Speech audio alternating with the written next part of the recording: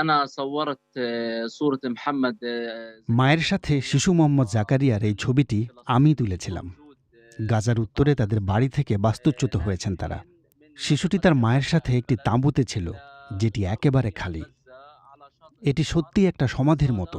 مقصوفة আর আমি এই ছবিটি وهي তুলেছিলাম كاملة কারণ আমি مع বিশ্বকে দেখাতে أقعدة চেয়েছিলাম وخيمة. গাজা উপত্যকায় بخيمة শিশুরা কতটা يعني তীব্র خيمة ক্ষুধায় هذه ভুগছে। শিশুটি দুধ, لا ফর্মুলা, تحتوي على ভিটামিন أي مظاهر কিছুই الحياة পায়নি। الآدمية. যদি আপনি كيف ছবিটি ভালো করে দেখেন তাহলে দেখতে عبارة পাবেন عن সে صخر. প্যাম্পার্সের বদলে والصورة একটি ماذا প্লাস্টিকের فعلي ব্যাগ পরে আছে, أقوم কারণ بدفعها মানবিক সাহায্য এবং بهذا الطفل ঔষধের অভাব। هو الجوع الذي দাম يعيشه আকাশ أي ছোঁয়া, তাই أطفال গাজায় غزة কেউই هنا এই في ব্যয়ভার قطاع বহন غزة. করতে পারছে না। الجوع الذي يشهد মুহাম্মদের চিত্রধারণের কাজটা আমি একটু বেশি يعني সময় ধরে করেছি, الحياة কারণ صعبة প্রতিটি শটের تحتاج পর ذهاب আমাকে بشكل বিরতি حصار নিতে وضغط হয়েছিল المعابر. إذا رأيت في এবং الصورة কাজ চালিয়ে যাওয়ার জন্য المرسل জোরে لابس নিঃশ্বাস নিতে হয়েছিল। البمبز وأنا بصور يعني أصمت قليلا وأكمل التصوير.